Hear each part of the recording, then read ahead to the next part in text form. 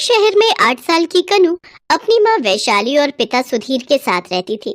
Sudhir multinational company में काम करता था, जबकि वैशाली हाउसवाइफ थी। शुरू से ही शहर में रहने के कारण वो तीनों जंक फूड को बहुत पसंद करते थे और संडे के दिन नाश्ते की शुरुआत ही उनके नूडल्स से होती थी। एक बार सुधीर को कंपनी की तरफ से कुछ दिनों के काम के लिए जयपुर जाना पड़ जाता है। जैसे ये बात वैशाली की बुआ को पता चलती है तो वो कहती है, हे राम, फिर तो तू इतने बड़े शहर में छोटी बच्ची के साथ अकेले कैसे रहेगी। मैं एक काम करती हूँ, कुछ रोज वहीं तेरे साथ रहने आ जाती हूँ। जैसे ही दामाद जी आ जाएंगे तब मैं भी सुकून से वापस गांव लौट आऊंगी। नहीं नहीं बुआ जी, आप परेशान मत होइए, हम अपना अच्छे से ध्यान रखेंगे। तभी सुधीर फोन छीन कर कहता है, बुआ जी प्रणाम। आप कुछ दिन यहाँ आकर रह सकती हैं। अगर आप इनके साथ रहेंगी तो मैं भी बेफिक्र होकर जयपुर जा सकता हूँ। मैं आपकी ट्रेन की टिकट करवा देता हूँ। वैशाली और कनु आपको लेने स्टेशन पहुँच जाएंगी। इतना कहकर सुधीर फोन काट देता है। क्या जरूरत थी उनको यहाँ बुलाने की।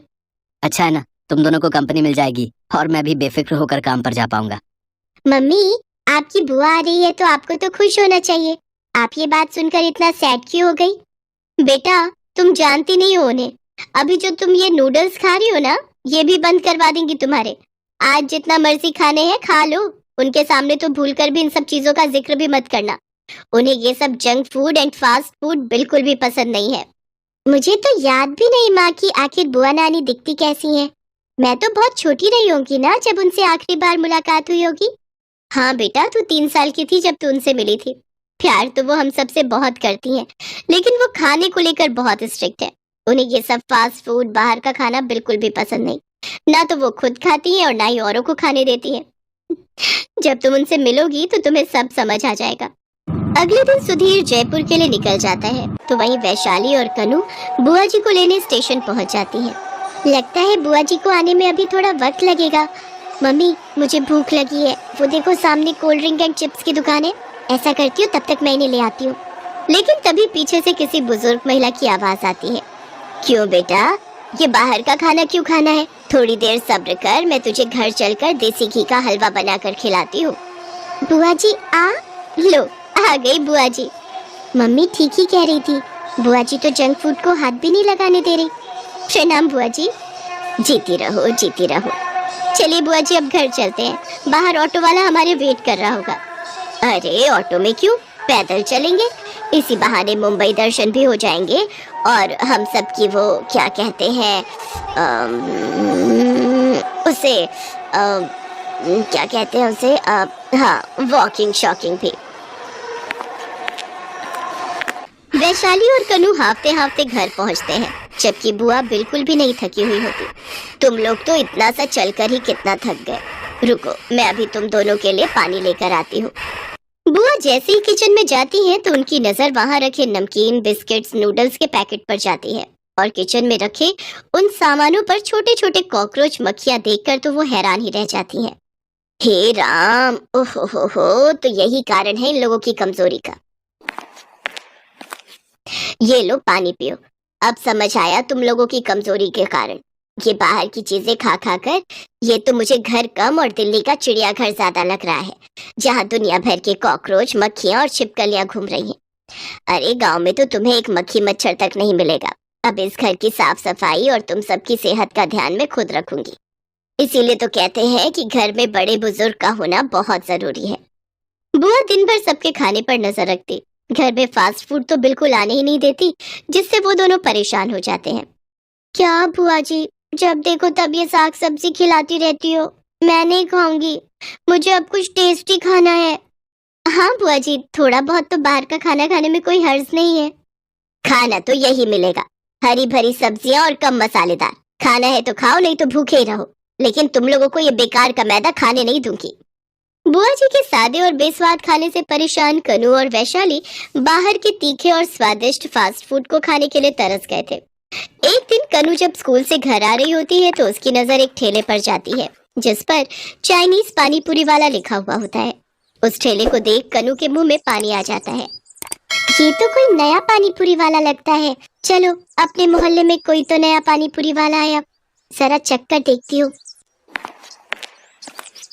भैया, पानी पूरी कैसे दी? आओ माओ चाओ, कौन सा वाला फ्लेवर खाएंगे? फ्लेवर, और वो भी पानी पूरी में। काला पानी मतलब काला खट्टा, लाल पानी मतलब लाल मीठा फ्लेवर, और ऑरेंज पानी मतलब खट्टा और मीठा मिक्स फ्लेवर, और ये डार्क ब्राउन मतलब फेमस चाइनीज फ्लेवर। आपको कौन सा दूं? ऐसा करो, एक एक पानी पूरी सभी फ्लेवर में चखा दो। चाइनीज पानी पूरी वाला कनु को सारे फ्लेवर टेस्ट करवाता है। कनु को पानी पूरी इतनी पसंद आती है कि वो चटकारे मार मार कर स्वाद ले लेकर सारे फ्लेवर में पानी पूरी खाती है। पेट भर गया लेकिन मन नहीं भरा। अब बस करती हूँ, घर जाकर बुआ जी की उबली हुई दाल भात भी तो खानी है। अगर नहीं खाया तो उन्हें मुझ पर शक हो जाएगा। अच्छा बताओ तो चीनी भाई, कितने पैसे हुए? 2। लेकिन मुझे तो कोई बदबू नहीं आ रही। अरे इसका मतलब कि ये फ्री है। आज मेरा पहला दिन है, इसीलिए आज के दिन ये सबके लिए फ्री है। अरे वाह, मेरे तो वारे न्यारे हो गए। कनु भागकर घर जाती है जहाँ उसकी बुआ ने उसके लिए उबली हुई दाल और भात बना रखा होता है, जिसे वो जल्दी जल्दी खाने लगती है। अरे आज कनु, तुम्हें क्या हो गया है? रोज तो तुम इस उबली हुई दाल के लिए मुंह सड़ाती हो। सीखो वैशाली तुम अपनी इस बेटी से। देखा, मेरे हाथों के उबले दाल भात इसे कितने पसंद आ रहे हैं। 2 दिन में ही उबली दाल खाना सीख गई। और एक तू है जो इतनी बड़ी होकर अभी तक नखरे करती है। तभी वहाँ सुधीर अपनी ट्रिप से वापस आ जाता है और बुआ के पैर छूता है। मुझे तो बहुत जोर की भूख लगी है। खाने में क्या बनाया है?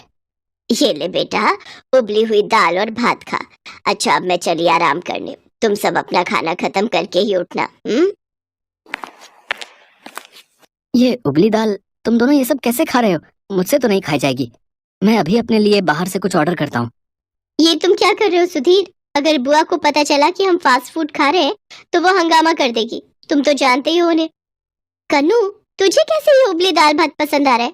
पहले तो तू बड़ा मुंह बनाकर खाती थी, फिर आज ऐसा क्या हो गया? इसके बाद कन्नू उनको सारी बात बताती है। सच कहूँ मम्मी पापा, तो इतने स्वादिष्ट पानी पूरी मैंने आज तक नहीं खाई। अगर आप भी खाओगे ना तो उंगलियां चाटते रह जाओगे। पर ये चाइनीज पानी पूरी वाला अपना ठेला लगाता कहाँ है? यही अपने मोहल्ले का जो नुक्कड़ है ना, वहीं। चलो न जी, कई दिन हो गया कुछ तीखा और कुछ अच्छा खाए हुए। बुआ जी को सोता देख वो तीनों पानी पूरी वाले के पास पहुंच जाते हैं। बड़ी तारीफें कर रही थी हमारी बेटी तुम्हारी, जरा हमें भी तो चखाओ। सर जी, कौन सा फ्लेवर खाएंगे आप? मुझे काला खट्टा। और मुझे वो ऑरेंज, मतलब खट्टा मीठा मिक्स फ्लेवर। वो जैसे ही उसका स्वाद चखते हैं तो खुश हो जाते हैं। वाह वाह वाह, क्या स्वाद है। अब तो मैं हमेशा पानी पूरी खाने यही आऊंगी। क्या स्वाद है, अमेजिंग। जी मैडम, और सस्ती भी। 10 रुपए में 5 पानी पूरी। मुझे तो 2 प्लेट और लगा दो, मैं तो 2 प्लेट और खाऊंगा भाई। वो तीनों उस पानी पूरी वाले के दीवाने हो जाते हैं। वो सभी अपने दोस्तों को जाकर उसके बारे में बताते हैं। देखते ही देखते कुछ ही दिनों में उसके ठेले पर लोगों की भीड़ लगनी शुरू हो जाती है। इसके बाद वो पानी पूरी वाला यानी कि चेंग अपनी रेडी पर बैनर लगा देता है और उस पर लिख देता है 10 रुपए में 3 स्वादिष्ट पानी पूरी। उसी शाम बुआ जी जब मंदिर गई होती है तो वैशाली और कनु बुआ से छुपते छुपाते वहां पहुंचते हैं। ओह गॉड, अब इसने 10 रुपए की 3 पानी पूरी कर दी। खैर स्वाद भी तो कितना है इसकी पानी पूरी में। वो दोनों पानी पूरी खाकर लौट ही रहे होते हैं कि तभी कुछ औरतें आपस में बातें कर रही होती हैं। अरे आजकल तो एक भी कॉकरोच, चूहे और छिपकलियां नहीं दिखते मेरे घर पर। ना जाने सब कहाँ चले गए। बिल्कुल सही कहा बहन, कुछ दिन से मुझे भी अपने घर में कुछ नहीं दिख रहा। खैर चलो, ये तो अच्छी बात है कि वो गायब हो गए। अरे क्या खाक अच्छा है, मुझे मेरी शेरी के लिए एक भी चूहा नहीं मिल रहा। बेचारी मेरी बिल्ली रोज चूहे और कॉकरोच की ताक में बैठी रहती है, लेकिन उसके हाथ ही नहीं लगता कुछ। बात तो सही है, आजकल मेरे घर पर भी ये सब नहीं दिखते। हाँ, बुआ इतनी साफ सफाई जो रखती है शायद इसलिए। सामने से बुआ मंदिर से घर आ रही होती है। अरे वैशाली बेटा, तूने देखा उस नुक्कड़ पर जो पानी पूरी वाला लगा है, उसके पास कितनी भीड़ है। बाप रे, लोग तो जैसे पागल हुए पड़े हैं उसकी पानी पूरी के लिए। कहीं मेरे पीछे तुम वहां तो नहीं गए थे ना? अरे नहीं नहीं बुआ जी, कैसी बातें कर रही हो, मैं तो वॉक करने गई थी। ये सब खाकर मुझे मोटा थोड़े होना है। चलो बुआ जी अब घर चलो। हाँ हाँ चलो, अब पढ़ाई भी तो करनी है। रात को बुआ खाना खाकर टहलने के लिए निकलती है तो वो देखती है कि वो चाइनीज पानी पूरी वाला चूहेदानी, चमगादड़ पकड़ने के लिए नेट, साथ में कॉकरोच और लिजर्ड रैपिड भी लाया हुआ होता है। और फिर कुछ देर बाद उनको पकड़कर वहां से चला जाता है। ये पानी पूरी वाले को आखिर इन सब कीड़े मकोड़ों को पकड़ने की क्या जरूरत पड़ गई? जरूर दाल में कुछ काला है, अभी इसका पीछा करके पता लगाती हूँ। वो पानी पूरी वाले का पीछा करती है और देखती है कि वो सभी जानवरों को एक एक कर ओखली में कूट कर उनका कीमा बनाकर पानी पूरी का पानी तैयार कर लेता है। मैं हूँ चैंग चाइनीज पानी पूरी वाला। ये पागल लोग कॉकरोच के पानी को काला खट्टा, छिपकली के पानी को लाल पानी और चमगादड़ के पानी को खट्टा मीठा पानी समझकर चटकारे ले लेकर खाते हैं। हे भगवान, तो ये राज है इसके ठेले पर लगने वाली भीड़ का। ना जाने ये इंसान कितना गिरेगा। उधर जब बुआ घर पहुंचती है तो वैशाली, कनु और सुधीर तीनों ही पेट पकड़े हुए बैठे होते हैं। बुआ जी जल्दी से डॉक्टर को बुलाती है। इन तीनों को ही पेट में इन्फेक्शन हो गया है। मैं कुछ दवाइयाँ लिख देता हूँ, लेकिन ध्यान रहे कि 2-4 दिन इन्हें घर का ही खाना देना। लेकिन ये सब तो घर का बना हुआ सादा खाना ही खाते हैं। इसके बाद डॉक्टर वहां से चला जाता है। बुआ जी, हमने चाइनीज पानी पूरी वाले की पानी पूरी रोज आपसे छुप छुप कर खाई है, हमें माफ कर दो।